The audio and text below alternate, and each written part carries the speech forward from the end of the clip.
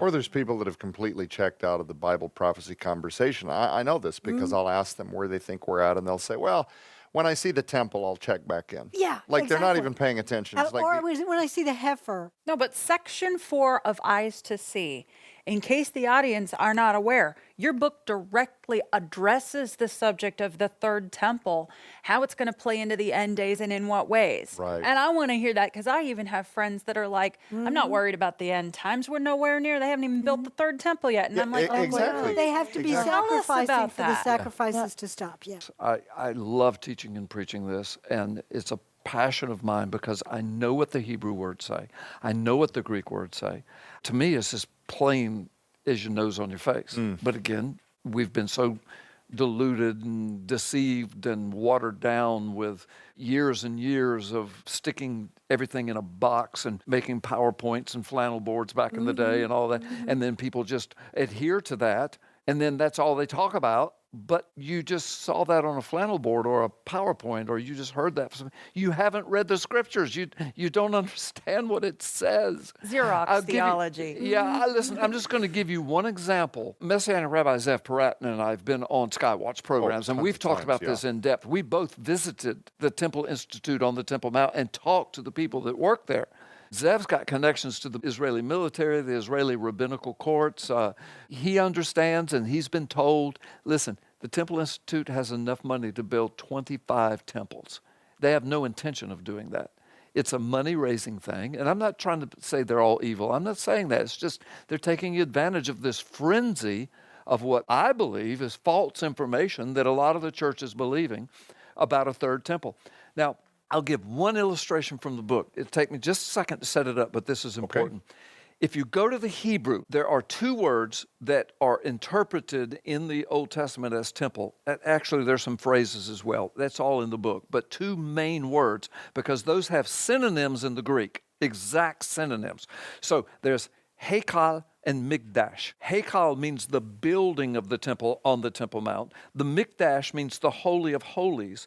The only reason the Hekal exists is to protect what used to be the tabernacle in the wilderness, with the place, the Holy of Holies, the curtain, and then the Ark of the Covenant. Okay, so the Hekal and the Mikdash. All right, we've got this picture, the temple on the Temple Mount, but the heart of it, the internal heart, is that holy place, that Holy of Holies, the Mikdash. Okay, now we come to the New Testament. The word is hieron and naos. Hieron means the building structure. It's an exact synonym of Hekal. The Greek word for naos is the exact synonym of Mikdash. Now, keep all of that in mind, but watch this. Let's go back to the Old Testament, to the Mikdash. In Psalm 98, I think it's 98 verse 2, David is praying, and in the English translations, it'll say something like this. Each one's a little different, but when you get to the Hebrew word, it becomes unbelievable. But he says, and so I bow towards the holy temple as I pray to you, etc., etc. Okay. Now, the word there that's often translated as temple or to your holy place, the word there is deber. Deber is used 15 times in the Old Testament. Chronicles, Kings, and that one time in Psalms. Deber comes from the Hebrew word that can be a noun or a verb, depending upon the context, dabar. Dabar, deber. Dabar means the word or the thing. In modern Hebrew, that word is used to speak of the thing. Well, but the thinking is it's the word that creates a thing. Okay. The dabar, okay? Like God spoke, and there was, okay? God said, let there be, and there was. That's the concept of the dabar. Now, deber is what's used in those 20 passages where it's translated in our English Bibles as temple. That means the holy word place.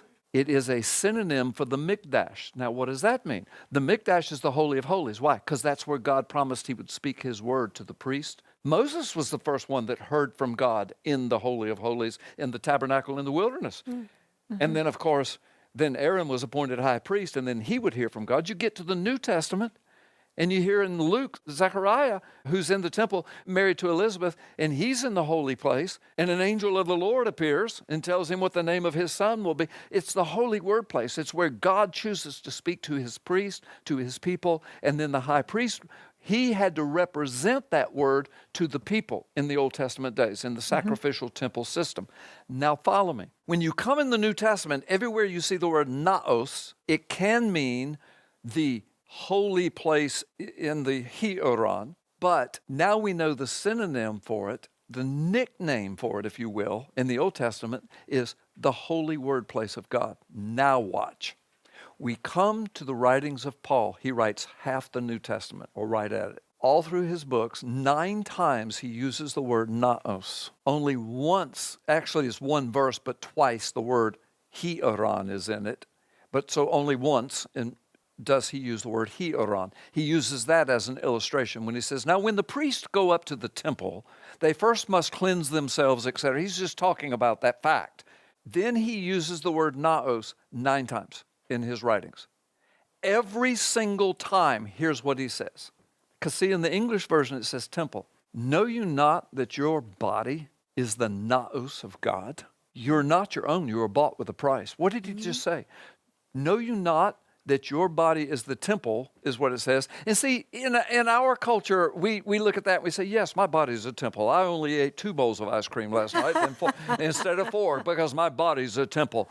It doesn't mean we worship our bodies. He's saying you are now the holy word place of God. You are an ambassador for Jesus Christ. You speak as though God is speaking through. That's what an ambassador does, as though God's speaking through you. You are the holy word place. Don't you know your body has been bought at a price? You are the Deber. Okay? Then he says to the church, you are the Deber. And listen, and then he talks about in Ephesians 2, the one new man, he says, and the Jew is under the blood, the Gentile is under the blood, and they're both being built together into a holy temple. The word is naos. Into the holy word place of God. What is that? The body of Christ. That's another word for it. Another word is the household of God. All in the New Testament. It's all in the Old Testament. And now we're beginning to see. Then you come to 2 Thessalonians chapter 4. Now listen, this is not about pre-trib, mid-trib, post-trib. It's not about a temple on the Temple Mount necessarily. But you get there and it says, and he, the man of lawlessness, will set himself up in the temple and claim that he is God. Everybody says, there it is. There's going to be a new temple. That is not about that, because Paul uses the word naos. He's already defined it 8 times before that. As a matter of fact, in 2 Thessalonians, he says, I have told you this already. I've written to you. I've preached it to you. I'm paraphrasing, but it's right there. He says, I've told you. I shouldn't have to tell you again. The man of lawlessness in the last days is going to set himself up in the holy word place, which is you. And he's going to declare he's God. And Paul's also the same one, says the Spirit clearly says in the last days there's going to be doctrines of demons that are going to infiltrate. What? The naos. What's that? The holy word place. What's that? The church, God's people. And he's going to declare that he's God. Now, guys, we got a foretaste of it. Again, I'm not talking about the virus, the COVID virus, or vaccines and all that. That's a whole different thing. I'm talking about what happened to the world in 2020. And I'm talking about how it started, as a virus, and here's some medicine, here's this, do that. But then the next thing you know, the governments of the world begin speaking in one voice. Shut the churches. We'll tell you if you can sing or not. We'll tell you how many can go. We'll tell you when you can go back. We'll tell you what you can say and what you can't say. And then the headlines, Christians are killing everybody. Their churches are open. They're going to kill everybody. I mean, it was an all-out assault from almost all the governments on the world towards us. In other words, the governments of the world, the spirit of Antichrist, were saying, we are God. We tell you what to do. You do what we tell you. You can worship your little Jesus if you want, but we will tell you what to do. And you better, or we will take away your job. We'll take away your pension. We will bulldoze your churches. I mean, that's a taste of that very prophecy, but I think that very prophecy is going to be much worse in the culmination of the Antichrist system. So that's just a taste of what I deal with in here. I go much deeper than that, and I make it relevant to much more of what's happening in the world. But this is something the church of today is missing. I know some people are already mad at me that are watching because they're thinking, oh, you've got that all wrong because our graphs say, and our flannel board said, and our PowerPoint Don't said, mess with my chart. and the novel said, and the movie said, and don't mess with our box that we've put everything in. All I've done is taken the words for what they say and then put them in the context. And Paul, the most well-known rabbi the planet's ever seen, I mean, he wrote half the New Testament. So there are billions of Christians. They all know Paul. I guarantee you all the Muslims know about the writing of Paul. There are billions more.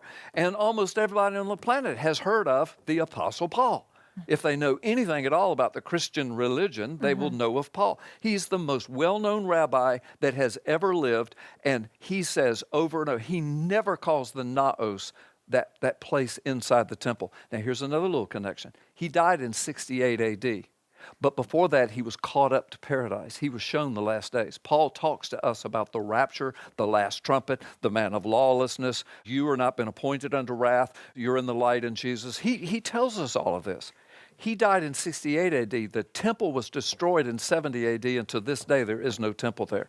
So what was he doing? He knew this was going to happen. Jesus told his disciples it was going to happen, but he didn't give them a date. I'm convinced when Paul was caught up, he saw it. But he wasn't allowed. He said, there were things I'm not allowed to tell. Because what does he do? He makes sure to prepare the church. The only way he uses that word that we in English interpret temple, because that is a thing you can say.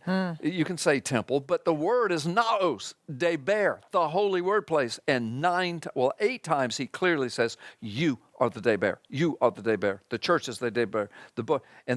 And in the last days, the man of lawlessness is going to set himself up, not in the Hioran, but in the Mikdash, the Naos, or the Deber. He's going to set himself up in the holy word place, which he has said 8 more times before that. It is you. It is the church. It is you. He's going to set himself up there and bring his doctrines of demons right into the church. We got major denominations that are being flushed down the toilet right now because that's already happening. And most of today's church doesn't see it, doesn't want to hear it, because it goes outside their little box. And their box is outside the Word of God. Right. Now, I tell people, I say, it wouldn't surprise me if somebody tries to build a temple on Temple Mount and all that. But that verse that everybody points to, it says it right there. No, in the English, it seems to say it, but that's not it.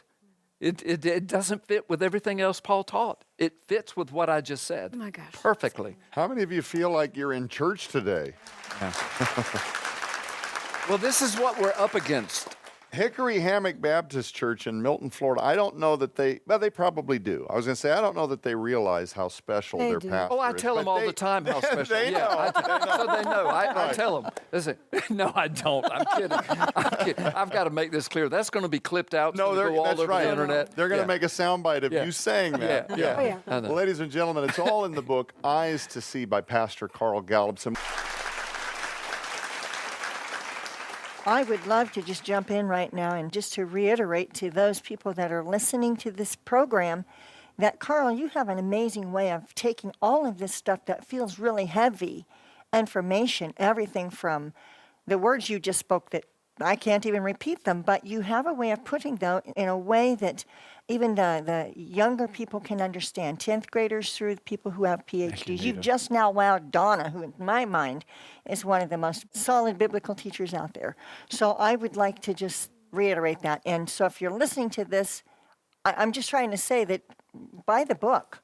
You're going to get much out of the book that we're not going to be able to cover in this program. Yeah, and I'll add to that, one of the skills that Carl has in his writing, and he used to refer to it as the theater of the mind, where you take it, and it's not just because you go in a narrative direction, and it almost reads like a novel, but also when you're speaking directly to the reader, as the Bible scholar that you are, you break everything down into very common English to a regular worldview. There's nothing hoity-toity intellectual snobbery about the way that you address things, but what you just said about the third temple, listen, 4 to 6 college classes while I was pursuing seminary, all dedicated to eschatology and putting the third temple at the top of the list of important things we need to know about.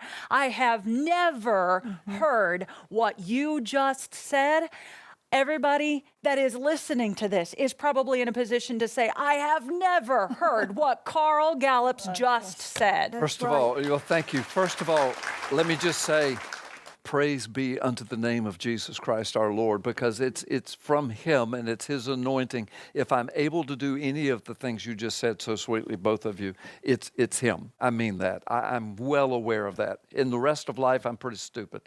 But God does seem to give me these things and show me, and then gives me the ability most of the time to communicate it, where a 10th grader to a PhD can Right. get Well, something. well, you said 10th grader, you say 10th grader. I wouldn't limit it to that because I started studying prophecy when I was 9 years old. Yeah. So take it to children. They will Right. read this. Read it to them. Have them read it aloud to you. Yeah.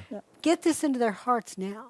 Yeah. Well, Carl, with only just a couple of minutes, which is never enough time to do a lot of stuff, a lot of justice, we are going to be getting into some stuff next week, of course, that's very revelatory as we button up this series on your new book, Eyes to See. A lot of people are talking about UFOs, these recent congressional hearings. Yeah. And then, of course, the possible biblical connections to the phenomena around, unidentified flying objects, the questions around aliens and so many things. But maybe to just whet the appetite of what we're going to be diving into next week and some revelations on DNA. Yeah. Yeah. Yeah, well, listen, no, you're right. I think I was talking about this before the show even started, that over the years I've been blessed to be on Skywatch TV, and you guys have been writing about, talking about, speculating on. I know Brother Tom did all the time with me and others about this UFO phenomena. It just seems to be, it's got to have something to do with the last days, if there's any reality to it at all. And there are tidbits of reality that people are pulling out. A lot of fakery and chicanery, we know, but there's some reality too. Yes. So the bottom line is I explore this in my book without being crazy about it, but just quoting what the U.S. Navy footage is, what they're saying about it, quoting what our congressional hearings are saying. The whistleblower experts that have credentials as long as my arm, when the government and the military, they're coming in saying this is real, we've got this, we've got craft, we've got what? This is the kind of stuff we would talk about 20 years ago and be called nuts and conspiracy theorists by government officials. Now these same government officials are owning up to it and saying, yeah, it's real. Now, they don't say, yeah, it's real about everything I'm talking about, and I cover in my book what they say. In fact, I quote them. And so these are just very prophetic times. I think it ties into this manifestation stuff that Jesus talked about, days of Noah, days of Lot. I just, what's coming upon us is going to frighten the world. I mean, it's what Jesus said. Right. I think it ties in. I'm not prepared to say this is that and here's how it's going to happen and here's when, but I'm telling you this is huge now, and it's a huge part of prophetic literature, I agree. and I think we're getting very close.